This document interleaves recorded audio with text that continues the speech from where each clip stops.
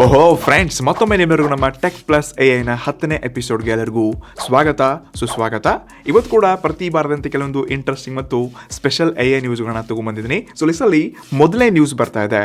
Specially ರಿಯಲ್ಮಿರು for the first time ತಮ್ಮ Realme P4 Pro ಸ್ಮಾರ್ಟ್ಫೋನಲ್ಲಿ 10,001 mAh ಬ್ಯಾಟ್ರಿ ಕೊಡ್ತಿದ್ರು. ಆಯಿತಾ? ಸೊ ನೀವು ನಂಬಲ್ಲ, ನನ್ನ ಹತ್ರ ಈ iQOO 15 ಇದೆ. ಜಸ್ಟ್ ನಾನು ವೇಟ್ ಟೆಸ್ಟ್ ಮಾಡಿದೆ. ಇದ್ರದ್ದು 235 ಗ್ರಾಮ್ ವೇಟ್ ಇದ್ದರೆ ಈ ರಿಯಲ್ಮಿ P4 10 ಕೂಡ ಇಲ್ಲಿದೆ. ಆಯಿತಾ? 10 Pro ಇದು 227 ಗ್ರಾಮ್ ವೇಟ್ ಇದೆ ಅಷ್ಟೇ. ಸೊ ಇದರಲ್ಲಿ 6,000 mAh ಬ್ಯಾಟ್ರಿ ಇದ್ರು, ಇದರಲ್ಲಿ 10,000 mAh ಬ್ಯಾಟ್ರಿ ಇದೆ. ಆದರೂ ಇದಕ್ಕಿಂತ ಈ iQOOಕ್ಕಿಂತ ಲೈಟ್ ವೇಟ್ ಇದೆ. ನಿಜವಾಗ್ಲೂ ತುಂಬ ಕಾಂಪ್ಯಾಕ್ಟ್ ಮತ್ತು ಮೆಟಲ್ ಫ್ರೇಮ್ಸ್ ಥರ ಫೀಲ್ ಕೊಡ್ತಿದೆ. ಕಂಪ್ಲೀಟ್ಲಿ ಬ್ಯಾಕೆಲ್ಲ ಮೆಟಲ್ ಇದೆ. ಆಯಿತಾ? ಪ್ರೀಮಿಯಮ್ ಮತ್ತು ಬಿಲ್ಡ್ ಕ್ವಾಲಿಟಿ ಸ್ವಲ್ಪ ಜಾಸ್ತಿ ಕೆಲಸ ಮಾಡಿದ್ರೆ, ಬಟ್ ಇದರಂಥ ಬೇರೆ ಸ್ಪೆಸಿಫಿಕೇಷನ್ಸ್ಗಳು ಎಷ್ಟು ಮ್ಯಾಟ್ರ್ ಆಗುತ್ತೆ, ಇದು ಯಾವ ರೀತಿ ಆಪ್ಟಿಮೈಸರ್ ಚಿಪ್ಸೆಟ್ ಜೊತೆ ಇದೆಲ್ಲ ಟೆಸ್ಟ್ ಮಾಡಿಬಿಟ್ಟು ಡೈರೆಕ್ಟ್ಲಿ 29ನೇ ತಾರೀಕು ಅದ್ರ ಬಗ್ಗೆ ಸ್ಪೆಷಲ್ ವಿಡಿಯೋ ಒಂದು ನಾವು ರಿವ್ಯೂ ಕೊಡ್ತಾ ಇದ್ವಿ. ಆಯಿತಾ? ಬಾಕಿ ನಿಮ್ಮ ಫೋನಲ್ಲಿ 10,000 mAh ಬ್ಯಾಟ್ರಿ ಇರಲಿ, ಹೆವಿ ಇರಲಿ, ಬಟ್ ನನಗೆ ಯೂಸೇಜ್ ಚೆನ್ನಾಗಿ ಬರಬೇಕು, ಬ್ಯಾಟ್ರಿ ಬಳಕೆ ಜಾಸ್ತಿ ಇರಬೇಕು.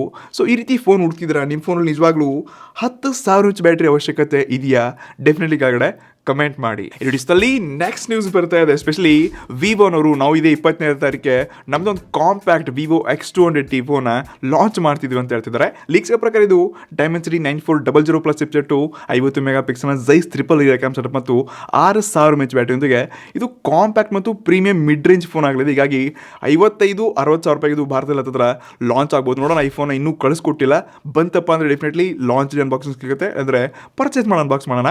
ಇನ್ನು ಸ್ಪೆಷಲಿ ವಿವೋನವರು ಆದಮೇಲೆ ಐಕ್ಯೂನವ್ರು ಹೆಂಗೆ ಸುಮ್ಮನೆ ಇರ್ತಾರೆ. ಐಕ್ಯೂನವ್ರು ಕೂಡ iQOO 15R ಆಫೀಸ್ಲಾಗಿ ಈ ರೀತಿ ಅಮೆಝಾನ್ ಒಂದು ಪೋಸ್ಟರನ್ನು ರಿಲೀಸ್ ಮಾಡಿದ್ರೆ, ಇಲ್ಲಿ ಡಿಸೈನ್ iQOO 13 ಮತ್ತು 15 ಮಿಕ್ಸರ್ ಥರನೇ ಕಾಣಿಸ್ತದೆ. ಬಟ್ ಕಲರ್ಸು ಈ ಏನೋ ಒಂದು ಪ್ಯಾಟರ್ನ ನೋಡ್ತಾ ಇದ್ವಿ, ಸ್ವಲ್ಪ ಡಿಫ್ರೆಂಟಾಗಿ ಕಾಣಿಸ್ತಾ ಇದೆ. ಸೊ ಈ ಸ್ಮಾರ್ಟ್ಫೋನು ಹತ್ರ ಇದೆ 6,000 mAh battery, mid end processor ಆಗಲಿದ್ದು, ಇದು ಕೂಡ ಹತ್ರ 55-60 ಸಾವಿರ ರೂಪಾಯಿಗೆ ಭಾರತದಲ್ಲಿ ಲಾಂಚ್ ಆಗ್ಬೋದು. ಸೊ ನೋಡೋಣ ಅಂತೆ ಏನು ಹವಾ ಮಾಡುತ್ತೆ. ಬೆಂಕಿ RR ಫೀಚರ್ಸ್ನ ಬೇರೆ ಕೊಡ್ತಿದ್ದಾರೆ. ಸೊ ಕೈ ಬಿಟ್ಟು ನೋಡಬೇಕಾಗಿದೆ. ಒಂದು ವಿವೋ ಫೋನಪ್ಪ ಅಂದರೆ ಕ್ಯಾಮ್ರಾ ಮತ್ತು ಡಿಸೈನ್ ಜಾಸ್ತಿ ಫೋಕಸ್ ಇರುತ್ತೆ, ಆದರೆ iQOO ಪರ್ಫಾರ್ಮೆನ್ಸ್ ಮತ್ತು ಆಲ್ರೌಂಡರ್ಲಿ ಬೆಂಕಿ ಗೇಮಿಂಗ್ ಅಂತ ಹೇಳ್ಬಿಟ್ಟು ಒಟ್ಟಿನಲ್ಲಿ ವಿವೋ ಅಣ್ಣ ತಮ್ಮ ತಂಗಿ ಎಲ್ಲರೂ ಕೂಡ್ಬಿಟ್ಟು ಮಾರ್ಕೆಟನ್ನು ಕ್ಯಾಪ್ಚರ್ ಮಾಡ್ತವ್ರೆ. ಎರಡಿಸ್ತಲ್ಲಿ ನೆಕ್ಸ್ಟ್ ನ್ಯೂಸ್ ಬರ್ತಾ ಇದೆ. ಹಾನರ್ ಅವರು ಮ್ಯಾಜಿಕ್ V6 ಅಂತ ಒಂದು ಈ MWCನಲ್ಲಿ ಫೋನ್ ಒಂದನ್ನು ಡೆಬ್ಯೂಟ್ ಮಾಡಿದ್ರು. ಮೇ ಬಿ ಇದು ಈ ಗಿಂಬಲ್ ಫೋನ್ ಒಂದಿತ್ತು ನೋಡಿ, ಜಸ್ಟ್ ಈ ರೀತಿ ಇಮೇಜ್ ಮೇಲೆ ಬಂದು ಕ್ಯಾಮ್ರಾ ಮಾಡೆಲ್ ಮೇಲೆ ಬಂದುಬಿಟ್ಟು ಲೈಕ್ ಗಿಂಬಲ್ ಥರ ಕೆಲಸ ಮಾಡುತ್ತೆ. ಸೊ ಅದೇ ಫೋನನ್ನು ಡೆವಲಪ್ ಮಾಡಿದೆ ಅಥವಾ ಬೇರೆ ಫೋನ್ ಏನೋ ಇದೆ ಗೊತ್ತಿಲ್ಲ. ಈ ಸ್ಮಾರ್ಟ್ ಫೋನು ರೋಬೋಟ್ ಥರ ಕೆಲಸ ಮಾಡಲಿದೆ ಅಂತ. ಇದು ಓಡತ್ತಾ, ನಿಲ್ಲತ್ತಾ, ಡ್ಯಾನ್ಸ್ ಮಾಡತ್ತಾ, ಏನು ಇದ್ರ ಬಗ್ಗೆ ಐಡಿಯಾ ಇಲ್ಲ. ಬಟ್ ಈ smart phone honour magic V6 ಹೆಸರಿಂದ ಏನು ಇದ್ರ ಬಗ್ಗೆ ಇನ್ನೂ ಇನ್ನೋವೇಷನ್ ನಡೀತಾ ಇದೆ. ಈ ಫೋನ್ ಬರಲಿದೆ ಅಂತ. ಇದು ಭಾರತದಲ್ಲಂತೂ ಬರೋಕ್ಕೆ ಚಾನ್ಸೇ ಇಲ್ಲ. ಹಾನರ್ ಫೋನ್ಸ್ಗಳು ಸದ್ಯಕ್ಕೆ ಎಲ್ಲ ಕಂಪ್ಲೀಟ್ಲಿ ಸ್ಟಾಪ್ ಆಗಿದೆ. ಬಟ್ ಮೊಬೈಲ್ ರೋಬೋಟ್ ಮೊಬೈಲು ಏನೆಲ್ಲ ಆಗ್ತಿದೆ ಗೊತ್ತಾಗ್ತಿಲ್ಲ. ಒಂದರಲ್ಲಿ ಬ್ಯಾಟ್ರಿ ಜಾಸ್ತಿ ಮಾಡ್ತಿದ್ದಾರೆ, ಒಬ್ರೇನೋ ರೋಬೋಟ್ ಅಂತಿದ್ದಾರೆ, ಒಬ್ರ್ಯಾರೋ ಗಿಂಬಲ್ ಕೂಡ ಆಗ್ತಿದ್ದಾರೆ. ಸೊ ನೋಡೋಣ, ಈ ಫೋನ್ ಬಗ್ಗೆ ಏನಾದರೂ ಅಪ್ಡೇಟ್ಸ್ಗಳು ಬಂತಪ್ಪ ಅಂದರೆ ಸ್ವಲ್ಪ ಆವಾಗ ಗೂಗಲಲ್ಲಿ ಯೂಟ್ಯೂಬಲ್ಲಿ ಸರ್ಚ್ ಮಾಡಿ ಹೊಸ ಟೆಕ್ನಾಲಜಿ ಬಗ್ಗೆ ತಿಳ್ಕೊಳ್ಳಿ. ಅಥವಾ ನಮ್ಮ ಟೆಕ್ ನ್ಯೂಸ್ನ ನೀವು ರೆಗ್ಯುಲರ್ ಆಗಿ ನೋಡ್ತಾ ಇರಿ. ಆಯಿತಾ? ಇದೇ ರೀತಿಯಾಗಿ ನಿಮ್ಮ ಟೆಕ್ನಾಲಜಿ ಜಾಸ್ತಿ ಆಗ್ತಿರುತ್ತೆ. ಇಷ್ಟಲ್ಲಿ ನೆಕ್ಸ್ಟ್ ನ್ಯೂಸ್ ಬರ್ತಾ ಇದೆ. ಇನ್ಸ್ಟಾಗ್ರಾಮ್ ಮತ್ತು ಯೂಟ್ಯೂಬರ್ ಕಾಂಪಿಟೇಷನು, ಫೀಚರ್ಸ್ಗಳು ಅವ್ರನ್ನ ಇವ್ರು ಕಾಪಿ ಮಾಡ್ತಾರೆ, ಇವ್ರನ್ನ ಅವ್ರು ಕಾಪಿ ಮಾಡ್ತಿದ್ದಾರೆ. ಸೊ ಇಷ್ಟು ದಿವಸ ನಾವೆಲ್ಲ ಇನ್ಸ್ಟಾಗ್ರಾಮ್ ರೀಲ್ಸ್ ಅಲ್ಲಿ ಈ ಶಾರ್ಟ್ ವಿಡಿಯೋಸ್ಗಳು ನೋಡ್ತಿದ್ವಿ. ಸೊ ಇದನ್ನೆಲ್ಲ ನೋಡ್ಬಿಟ್ಟು ತುಂಬ ವ್ಯೂಸು, ವೈರಲ್, ಜನ ಎಲ್ಲ ಎಲ್ಲೇ ಹೋಗ್ತಿದ್ದಕ್ಕೆ ಯೂಟ್ಯೂಬರ್ ಕೂಡ ಯೂಟ್ಯೂಬ್ ಶಾರ್ಟ್ಸ್ ತೊಗೊಂಬಂದ್ರು. ಇವಾಗ ಯೂಟ್ಯೂಬ್ ಶಾರ್ಟ್ಸಲ್ಲಿರುವಂಥ ಈ ಟ್ಯಾಗಿಂಗ್ ಫೀಚರ್ ಏನಿದೆ, ಪ್ರಾಡಕ್ಟ್ನ ಆ್ಯಡ್ ಮಾಡುವಂಥ ಫೀಚರ್ಸ್ನ ಇದನ್ನ ಕಾಪಿ ಮಾಡಿಬಿಟ್ಟು ಇನ್ಸ್ಟಾಗ್ರಾಮ್ ಕೂಡ ಆ್ಯಡ್ ಮಾಡಿದ್ದಾರೆ. ಎಡಿಟ್ಸ್ ಅಪ್ಲಿಕೇಶನಲ್ಲಿ ಈ ರೀತಿ ನೀವು ಯಾವ ರೀಲ್ಸ್ನ ಕೂಡ ಟ್ಯಾಗ್ ಮಾಡ್ಬೋದು, ಅಥವಾ ಯಾವುದೇ ಒಂದು ಅಕೌಂಟ್ನ ಕೂಡ ಟ್ಯಾಗ್ ಮಾಡಿಕೊಂಡು ಅವ್ರನ್ನ ಕೂಡ ಪ್ರಮೋಟ್ ಮಾಡ್ಕೋಬಹುದು. ಇದನ್ನ ಕಂಪ್ಲೀಟ್ಲಿ ಕಾಪಿ ಮಾಡಿದ್ದಾರೆ. ಇದ್ರ ಜೊತೆಗೆ ಮತ್ತೊಂದು ಎಕ್ಸ್ಟ್ರಾ ಫೀಚರ್ ಅಪ್ಪ ಅಂದರೆ ನಿಮ್ಮ ರೀಲ್ನಲ್ಲಿರುವಂಥ ಆಡಿಯೋನ ಲೈವ್ ಟ್ರಾನ್ಸ್ಲೇಟ್ ಕೂಡ ಮಾಡ್ಕೋಬಹುದು. ಫಾರ್ ಎಕ್ಸಾಂಪಲ್, ನನ್ನ ವಿಡಿಯೋನ ನೀವು ತಮಿಳ್, ಹಿಂದಿ, ತೆಲುಗು, ಬೇರೆ ಬೇರೆ ಲ್ಯಾಂಗ್ವೇಜ್, ಇಂಗ್ಲೀಷ್ನಲ್ಲಿ ಕೂಡ ಅನ್ಕೋಬಹುದು. ಮತ್ತು ಎಕ್ಸಾಕ್ಟ್ಲಿ ನಿಮ್ಮ ಲಿಪ್ ಸಿಂಕಿಂಗ್ ಒಂದಿನೇ ಕರೆಕ್ಟಾಗಿ ಅಕ್ಯುರೇಟ್ಲಿ ಕೆಲಸ ಮಾಡುತ್ತೆ. ಹೀಗಾಗಿ ಸ್ವಲ್ಪ ಇದು ಇಂಟ್ರೆಸ್ಟಿಂಗ್ ಅಂತ ಅನಿಸ್ತಿರ್ಬೋದು. ಮೇ ಬಿ ಈ ಫೀಚರ್ನ ನೀವು ನೋಡಿರ್ಬೋದು, ಟೆಸ್ಟ್ ಮಾಡಿರ್ಬೋದು. ಬಟ್ ಇಂಟ್ರೆಸ್ಟಿಂಗ್ ಫೀಚರ್ಸ್ಗಳಿದೆ. ಅವ್ರನ್ನ ಕಾಪಿ ಮಾಡಲಿ, ಇವ್ರನ್ನ ಕಾಪಿ ಮಾಡಲಿ, ಒಟ್ಟಿನಲ್ಲಿ ನಮ್ಮ ಜನಕ್ಕೆ ಒಳ್ಳೆ ಫೀಚರ್ ಸಿಗಲಿ ಅಷ್ಟೇ. ಇಷ್ಟಲ್ಲಿ ನೆಕ್ಸ್ಟ್ ನ್ಯೂಸ್, ಇವತ್ತಿನ ಹಾಟ್ ಮತ್ತು ಬೆಂಕಿ ಸುದ್ದಿ ಅಂತ ಹೇಳ್ಕೋಬಹುದು. OnePlus ಕಡೆಯಿಂದ 2 ನ್ಯೂಸಸ್ಗಳಿದೆ. ಒಂದು ಬ್ಯಾಡ್ ನ್ಯೂಸ್ ಇದ್ರೆ ಇನ್ನೊಂದು ಗುಡ್ ನ್ಯೂಸ್ ಸಿಗ್ತಿದೆ. ಆಯ್ತಾ? ಮೊದಲು ಗುಡ್ ನ್ಯೂಸ್ ತಿಳ್ಕೋಣ ಅಂತೆ. OnePlus ಅವರು ಆಫೀಷಿಯಲ್ ಆಗಿ ಇದೇ 24ನೇ ತಾರೀಕು ಅಂದರೆ ಇವತ್ತಿಂದಾನೆ ಇವರ ರಿಪಬ್ಲಿಕ್ ಡೇ ಸೇಲ್ ನಡೀತಾ ಇದೆ. ಸ್ಪೆಷಲಿ ಇದು ನಿಮ್ಗೆ ಅಮೆಝಾನ್ ನೋಡೋಕ್ಕೆ ಸಿಗುತ್ತೆ, ಮತ್ತು OnePlus ಅವರ .in ವೆಬ್ಸೈಟಲ್ಲಿ ನೋಡೋಕ್ಕೆ ಸಿಗುತ್ತೆ. ವಿಜಯ sales, digital digital, Reliance digital, ಇನ್ನಿತರ ಇವರ ಆಫೀಷಿಯಲ್ ಸ್ಟೋರ್ಸಲ್ಲಿ ಕೂಡ ಈ ಸೇಲ್ ನಡೀತಾ ಇದೆ ಆಯಿತಾ. ಇದರಲ್ಲಿ OnePlus 15 ಏನಿದೆ ಹತ್ತತ್ರ 73,000 ಲಾಂಚ್ ಆಗಿರೋ ಫೋನು ವಿತ್ ಕಾರ್ಡ್ ಆಫರೊಂದಿಗೆಲ್ಲ ಹತ್ತತ್ರ 67,000-68,000 ಸಿಗ್ತಿದೆ. 15 ಕೂಡ ನಿಮಗೆ ಇದೇ ರೀತಿಯಾಗಿ 4,500 ಡಿಸ್ಕೌಂಟ್ ಸಿಗ್ತಿದೆ. 13 ಸೀರೀಸಲ್ಲಿ ಕೂಡ 3,000-4,000, 5,000 ಆಫ್ ಆಗಿಬಿಟ್ಟು ವಿತ್ ಬ್ಯಾಂಕ್ ಆಫರೊಂದಿಗೆ ಡೀಲ್ಸ್ ನೋಡೋಕೆ ಸಿಗ್ತಿದೆ. ಯಾರಲ್ಲ OnePlus ಫೋನ್ ಕೊಂಡ್ಕೊಳ್ಬೇಕು ಅನ್ಕೊಂಡಿದೆ ನೋಡಿ, ಡೆಫಿನೆಟ್ಲಿ ಈ ಸೇಲ್ನ ಮಿಸ್ ಮಾಡ್ಕೊಳಕ್ಕೆ ಹೋಗ್ಬೇಡಿ. ಮುಂದೆ ಎಲ್ಲ ಸ್ಮಾರ್ಟ್ಫೋನ್ಸ್ಗಳ ಪ್ರೈಸಸ್ಗಳು ಜಾಸ್ತಿ ಆಗ್ತಿವೆ. ಮತ್ತು ಇದ್ರ ಬಗ್ಗೆ ಒಂದು ಡೆಡಿಕೇಟೆಡ್ ರೀಲ್ ಕೂಡ ಸ್ಪೆಷಲಿ ನಾನು ಮಾಡ್ತಿದ್ದೀನಿ. ನಡೆದಾಗಿ ಬ್ಯಾಡ್ ನ್ಯೂಸ್ ಏನಪ್ಪ ಅಂತ ನೀವು ಕೇಳ್ತಿದ್ರೆ, ನೀವು ಎಲ್ಲ ಕಡೆ ಕೇಳ್ಕೊಂಡಿರ್ಬೋದು OnePlus ಭಾರತ ಬಿಟ್ಟು ಹೋಗ್ತಾ ಇದೆ, OnePlus ಬ್ಯಾನ್ ಇನ್ ಇಂಡಿಯಾ, ಏನೇನೋ ಎಲ್ಲ ಕಡೆ ತುಂಬ ನ್ಯೂಸ್ಗಳನ್ನ ಕೇಳ್ಕೊಂಡಿದ್ವಿ. ಬಟ್ ಇದಕ್ಕೆ OnePlus ಅವರು ಆಫೀಸ್ಲಾಗಿರುವಂಥ ಒಂದು ಸ್ಟೇಟ್ಮೆಂಟ್ನ ಕೊಟ್ಟಿದ್ದಾರೆ. ನಾವು ಎಲ್ಲೂ ಹೋಗ್ತಿಲ್ಲ, OnePlus ಇಲ್ಲಿ ಇಂಡಿಯಾದಲ್ಲಿ ಇರುತ್ತೆ, ಕಂಟಿನ್ಯೂಸ್ ಇರ್ತೀವಿ, ಫೋನ್ಸ್ಗಳಿರುತ್ತೆ, ಸರ್ವಿಸ್ ಇರುತ್ತೆ, ಈ ರೀತಿ ಅಂತ ಒಂದು ಸ್ಟೇಟ್ಮೆಂಟ್ನ ಕೊಟ್ಟಿದ್ದಾರೆ. ಹಾಗಾದ್ರೆ ಏನಕ್ಕಪ್ಪ ಸಡನ್ಲಿ ಈ ರೀತಿ ಟ್ರೆಂಡು OnePlus ಬ್ಯಾನ್ ಆಗ್ತಿದೆ ಅಂತ ಏನು ಲಫಡಾದರೂ ಏನು ಆಗಿದೆಯಪ್ಪ ಅಂತ ಕೇಳಿದ್ರೆ, ಇಲ್ಲಿ ಸ್ಪೆಷಲಿ ಗೋರ್ಮೆಂಟ್ ಮತ್ತು OnePlus ಅವರ ಟ್ಯಾಕ್ಸ್ ಲಫಡ ಆಗಿದೆ ಆಯಿತಾ. ನಿಮಗೆಲ್ಲ ಗೊತ್ತಿರೋ ಹಾಗೆ OnePlus ಅವರ ಎಲ್ಲ ಫೋನ್ಸ್ಗಳ ಮೇಲೆ ಏನೋ ಗ್ರೀನ್ ಲೈನ್ ಇಶ್ಯೂ ಬಂತಪ್ಪ ಅಂದರೆ ಲೈಫ್ ಟೈಮ್ ವಾರಂಟಿ ಫ್ರೀ ಆಗಿ ಕೊಡ್ತೀವಿ ಅಂತ ಹೇಳಿದರು. ಸೊ ಅದಕ್ಕೆ ಏನು ಇಲ್ಲಿವರೆಗೆ ಏನು ಇವರು ಈ ಫ್ರೀ ಆಗಿರುವಂಥ ಒಂದು ಡಿಸ್ಪ್ಲೇನ ಅಳವಡಿಸ್ಕೊಟ್ಟಿದ್ದಾರೆ ನೋಡಿ. ಸೊ ಇದಕ್ಕೆ ಯಾವುದೇ ರೀತಿಯಾಗಿರುವಂಥ ಟ್ಯಾಕ್ಸ್ನ ಇವರು ಕೊಟ್ಟಿಲ್ಲ. ಇವಾಗ ಸಡನ್ಲಿ ಗೋರ್ಮೆಂಟ್ ಅವರು ಇಷ್ಟೆಲ್ಲ ಡಿಸ್ಪ್ಲೇಗಳು ಹೋಗಿದೆ, ಇಷ್ಟೆಲ್ಲ ಅಮೌಂಟ್ ಆಗಿದೆ, ಇಷ್ಟೆಲ್ಲ GST ಆಗತ್ತಪ್ಪ ಅಂತ ಹೇಳ್ಬಿಟ್ಟು ಬರೋಬರಿ 94 ಕೋಟಿ ರೂಪಾಯಿ GSTನ OnePlus ಅವ್ರು ಕಟ್ಟಬೇಕಾಗಿದೆ. ಬಟ್ OnePlus ಏನು ಹೇಳುತ್ತೆ, ನಾವು ಫ್ರೀ ಆಗಿರುವಂಥ ಡಿಸ್ಪ್ಲೇಗಳನ್ನ ಕೊಡ್ತಾ ಇದ್ವಿ, ನಾವು GST ಕಟ್ಟೋಕ್ಕಾಗಲ್ಲಪ್ಪ ಅಂತ ಹೇಳ್ತಿದ್ದಾರೆ. ಬಟ್ ಗೋರ್ಮೆಂಟ್ ಹೇಳುತ್ತೆ, ನೀವು ಇದನ್ನು ಸರ್ವಿಸ್ ಕೊಡ್ತಿದ್ದೀರಪ್ಪ ಅಂದರೆ ಡೆಫಿನೆಟ್ಲಿ ನೀವು GSTನ ಕಟ್ಟಲೇಬೇಕಂತ. ಇಲ್ಲಿವರೆಗೆ ಈ ರಿಪೋರ್ಟ್ಸ್ಗಳು ಹೊರಗೆ ಬಂದಿದೆ. ಇಲ್ಲಿ OnePlus ಹತ್ರ 2 ಆಪ್ಷನ್ಸ್ಗಳಿದೆ ಆಯಿತಾ. ಒಂದು, ಇವರು GST ಅಮೌಂಟ್ನ ಗೋರ್ಮೆಂಟ್ ಕಟ್ಬಿಟ್ಟು ಅಥವಾ ಚಿಕ್ಕಬಿಟ್ಟು ಅಮೌಂಟನ್ನು ಕೊಟ್ಬಿಟ್ಟು ಸೆಟಲ್ ಮಾಡಬಹುದು. ಸೊ ಇವಾಗ ಇವ್ರ ಸರ್ವಿಸ್ ಕಂಟಿನ್ಯೂ ಆಗುತ್ತೆ. ಅಲ್ಲಿಂದ ನೆಕ್ಸ್ಟ್ ಇವರು ಯೂಸರ್ಸ್ ಹತ್ರ ಮತ್ತು GST ದುಡ್ಡು ಕೊಟ್ಟು ನೀವೇನಾದರೂ ಸರ್ವಿಸ್ ಕಂಟಿನ್ಯೂ ಮಾಡ್ತೀನಿ ಅಪ್ಪ ಅಂತ ಅಂದ್ಕೊಂಡ್ರೆ ಇದು ತಪ್ಪಾಗತ್ತಾಯ್ತಾ. ಒಂದು, ಜನ ದುಡ್ಡು ಕೊಟ್ಟು ಫೋನ್ ತೊಗೊಂಡು ನಿಮ್ಮ ಮೇಲೆ ನಂಬಿಕೆ ಮಾಡ್ತಿದ್ದಾರೆ, ಅದರಲ್ಲಿ ಮತ್ತೆ ನೀವು GST ಪ್ರೈಸ್ ಎಲ್ಲ ತೊಗೋಕ್ಕೆ ಸ್ಟಾರ್ಟ್ ಮಾಡಿದ್ರಪ್ಪ ಅಂದರೆ ಇದಕ್ಕಿಂತ ದೊಡ್ಡ ನ್ಯಾಯ ಯಾವ್ದು ಈ ರೀತಿ ಆಗಬಾರ್ದಂತ ನಾನು ಅನ್ಕೋತೀನಿ. ಬಾಕಿ ಇವರು ಇಂಡಿಯಾ ಬಿಟ್ಟು ಹೋಗೋದು ಅಷ್ಟೊಂದು ಈಸಿ ಅಲ್ಲ ಆಯಿತಾ. ಎಷ್ಟೋ ಕೋಟ್ಯಾಂತರ ರೂಪಾಯಿ, ಸಾವಿರಾರು ಕೋಟಿ ರೂಪಾಯಿ ಇನ್ವೆಸ್ಟ್ ಮಾಡಿಬಿಟ್ಟು ಬ್ರ್ಯಾಂಡ್ನ ಬಿಲ್ಡ್ ಮಾಡಿದ್ರೆ ಅಷ್ಟೊಂದು ಈಸಿಯಾಗಿ ದೊಡ್ಡ ಮಾರ್ಕೆಟನ್ನೇ ಬಿಟ್ಟು ಹೋಗೋಕ್ಕಾಗಲ್ಲ. ಇದೆಲ್ಲ ಒಂಥರ ಮಾರ್ಕೆಟಲ್ಲಿ ಹೈಪು, ಬೇರೆ ಬ್ರ್ಯಾಂಡ್ಸ್ಗಳು, ಈ ಪಾಲಿಟಿಕ್ಸಲ್ಲಿ ಏನು ನಡೀತಾ ಇದೆ ಅದೇ ರೀತಿ ಭಾರತದಲ್ಲಿ ಕೂಡ ನಡೀತಾ ಇದೆ ಸ್ಮಾರ್ಟ್ಫೋನ್ಸ್ಗಳ ಮಧ್ಯೆ.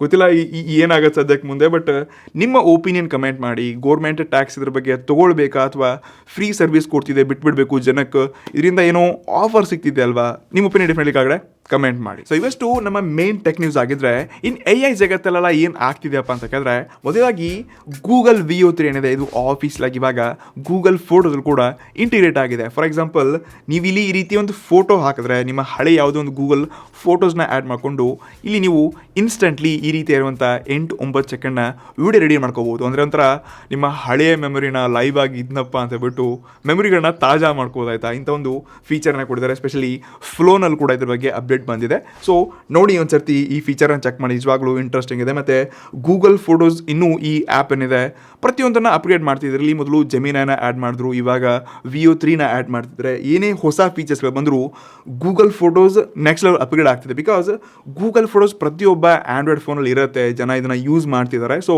ಹೀಗಾಗಿ ಇಲ್ಲಿ ಫೀಚರ್ಸ್ಗಳು ಜಾಸ್ತಿ ಸಿಗ್ತಿದೆಯಪ್ಪ ಅಂದರೆ ಜನ ಅದನ್ನು ಯೂಸ್ ಮಾಡ್ತಾರೆ, ಮೆಮೊರೀಸ್ನ ನೋಡ್ಕೊಳ್ತಾರೆ, ಫೋಟೋಸ್ ನೋಡ್ತಾರೆ, ಡೀಟೇಲ್ಸ್ ನೋಡ್ತಾರೆ.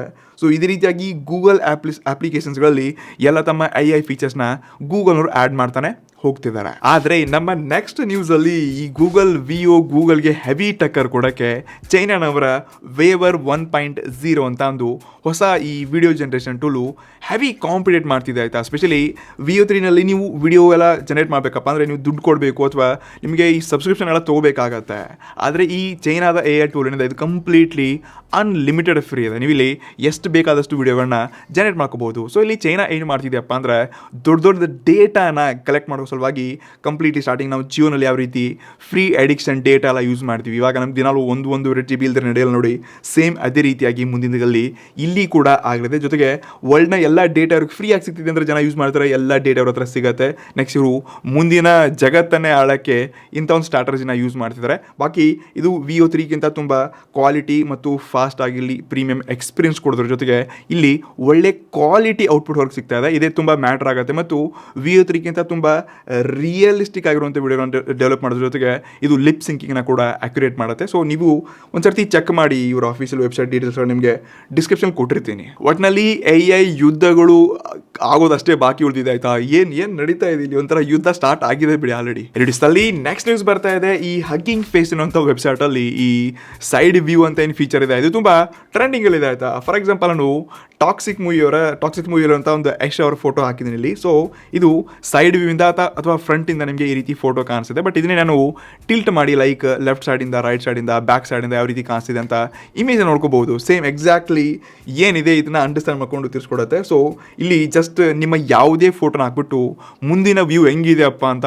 ಇಮ್ಯಾಜಿನೇಷನ್ ಮಾಡ್ಕೊಂಡು ಕೂಡ ಫೋಟೋಗಳನ್ನ ಟ್ರೈ ಮಾಡ್ಬೋದು. ಬಟ್ ಒಳ್ಳೆ ಫೋಟೋಗಳನ್ನ ಅಷ್ಟೇ ಟ್ರೈ ಮಾಡಿ ಆಯ್ತಾ. ಎಂಥ ಫೋಟೋಸ್ಗಳನ್ನು ಎಲ್ಲೆಲ್ಲೋ ಹಾಕ್ಬಿಟ್ಟು ಅಲ್ಲಿ ಅಕ್ಯುರೇಟ್ ರಿಸಲ್ಟ್ ಸಿಗಲ್ಲ ಅನ್ಸುತ್ತೆ ಮೇ ಬಿ, ಬಟ್ ಗೊತ್ತಿಲ್ಲ, ಟ್ರೈ ಮಾಡೋದನ್ನು.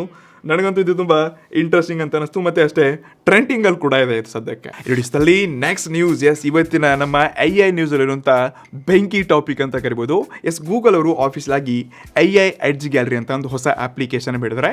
ಸೊ ಈ ಅಪ್ಲಿಕೇಶನ್ ನಿಮ್ಮ ಹತ್ರ ಇದೆ ಅಂತಂದರೆ ನೀವೆಲ್ಲ AI ಟೂಲ್ಸ್ಗಳನ್ನ, ಕೆಲವೊಂದು ಸೆಲೆಕ್ಟೆಡ್ AI ಟೂಲ್ಸ್ಗಳನ್ನ ಇಂಟರ್ನೆಟ್ ಇಲ್ದೇ ಯೂಸ್ ಮಾಡ್ಕೋಬೋದು. ಸ್ಪೆಷಲಿ ಈ ಅಪ್ಲಿಕೇಶನ್ ಡೌನ್ಲೋಡ್ ಮಾಡಿಕೊಂಡು ಕೆಲವೊಂದು ಮಾಡೆಲ್ಸ್ಗಳಿದೆ, ಅದನ್ನು ನೀವು ಒನ್ ಟೈಮ್ ಡೌನ್ಲೋಡ್ ಮಾಡ್ಕೊಂಡ್ರೆ ಆಯ್ತು ಗುರು.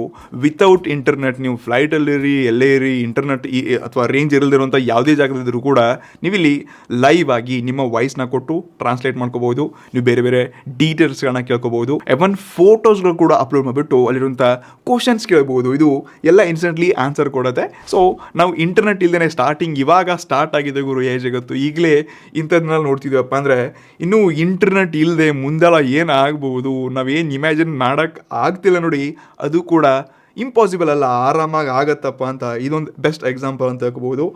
ಗೂಗಲ್ ಅವರದ್ರಂತೂ ಕ್ರೇಜಿ ಇನ್ ಡೀಪ್ ಹೋಗ್ಬಿಟ್ಟು ಜನಕ್ಕೆ ಒಂದೊಂದು ಒಳ್ಳೆ ಫೀಚರ್ಸ್ಗಳನ್ನ ಕೊಡ್ತಿದ್ದಾರೆ. ಇದೆಲ್ಲ ಕಂಪ್ಲೀಟ್ಲಿ ಸದ್ಯಕ್ಕೆ ಫ್ರೀ ಆಗಿ ಸಿಗ್ತಿದೆ. ಬಟ್ ಮುಂದೊಂದಿನ ನಾವು ತುಂಬ ದುಡ್ಡು ಕೊಡಬೇಕು. ಇವಾಗ ಇಂಟರ್ನೆಟ್ ಇಲ್ಲದೆ ನಮ್ಗೆ ಹೆಂಗೆ ನಾವು ಆಗ್ತಿಲ್ಲ ನೋಡಿ, ಇಲ್ಲಿ ದುಡ್ಡು ಕೊಡ್ತಾನೇ ಇದ್ದೀವಿ ನೋಡಿ. ಸೇಮ್ ಇದೇ ರೀತಿಯಾಗಿ ನೀವು ದುಡ್ಡು ಕೊಟ್ಟು ಮುಂದೆ AI ಫೀಚರ್ಸ್ಗಳನ್ನ ಯೂಸ್ ಮಾಡಲೇಬೇಕು. ಇಲ್ಲಾಂದರೆ ನಾವು ತುಂಬ ಹಿಂದೆ ಉಳಿತೀವಿ, ಅಥವಾ ನಾವು ಏನೂ ಮಾಡೋಕ್ಕೆ ಆಗಲ್ಲ. ಇಂಟರ್ನೆಟ್ ಇದ್ದರೆ ಎಲ್ಲ ಕಾಣಿಸ್ತಿದೆ, ಸೊ ಇಂಥ ನಾಲೆಜ್ ಸಿಗಲ್ಲ. ಅದಕ್ಕೆ AI ಅಂತೂ ಮುಂದಿನ ದಿನಗಳಲ್ಲಿ ನೆಕ್ಸ್ಟ್ ಲೆವೆಲ್ ಹೋಗಲಿದೆ. ಈ ರೀತಿಯಾಗಿ ತುಂಬ ಜಾಬ್ಸ್ಗಳು ಕೂಡ ಹೋಗ್ಬೋದಪ್ಪ ಅಂತ ಹೇಳ್ಬಿಟ್ಟು ಅಮೆಝಾನ್ ಅವರು ಇದೇ 22ನೇ ಜನವರಿಯಿಂದ ಹತ್ತತ್ರ 17,000 ಜಾಬ್ಸ್ನ ಕಟ್ ಮಾಡಲಿದ್ದಾರಂತೆ. ಲಾಸ್ಟ್ ಇಯರ್ 2023ರಲ್ಲಿ 32,000 ಜಾಬ್ಸ್ ಕಟ್ಟಾಗಿತ್ತು, 24ರಲ್ಲಿ 14,000 ಜಾಬ್ಸ್ ಏನೋ ಕಟ್ಟಾಗಿತ್ತು. ಈ ರೀತಿಯಾಗಿ ಇವರು ಪ್ರತಿ ಟೈಮ್ ಜಾಬ್ಸ್ನ ಕಟ್ ಮಾಡ್ತಾನೆ ಹೋಗ್ತಿದ್ದಾರೆ. ಸ್ಪೆಷಲಿ ಅಮೆಝಾನಲ್ಲಿ 1.57 ಮಿಲಿಯನ್ ಏನೋ ವರ್ಲ್ಡ್ ವೈಡ್ ಇವರ VROs ಆಗಿರಲಿ ಅಥವಾ ಫುಲ್ಫಿಲ್ಮೆಂಟ್ ಸೆಂಟರಲ್ಲಿ ಇಷ್ಟು ಜನ ಕೆಲಸ ಮಾಡ್ತಿದ್ದಾರೆ.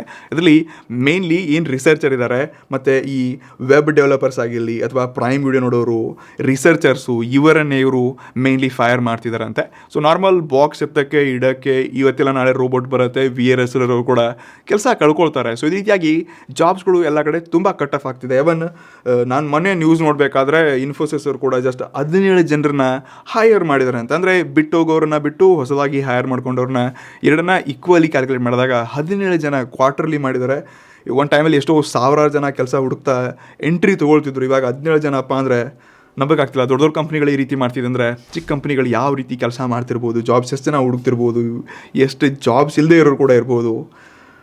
ಸದ್ಯಕ್ಕೆ ನ್ಯೂಸ್ಗಳು ನೋಡೋಕ್ಕೆ AI ಟೆಕ್ ಎಲ್ಲ ಚೆನ್ನಾಗಿ ಕಾಣಿಸ್ತಿದೆ. ಬಟ್ ಕೆಲವೊಂದು ಟೈಮ್ ಕಷ್ಟ ಕೂಡ ಬರುತ್ತೆ. ಬಟ್ AI ಕೂಡ ತುಂಬ ಜಾಬ್ಸ್ ಹೊಸದಾಗಿ ಹುಟ್ಟತ್ತಾಯ್ತಾ, ಈ ರೀತಿ ಏನೂ ಇಲ್ಲ. ಬಟ್ ನಾವು ಕನೆಕ್ಟ್ ಆಗಿರಬೇಕು ಅಷ್ಟೇ.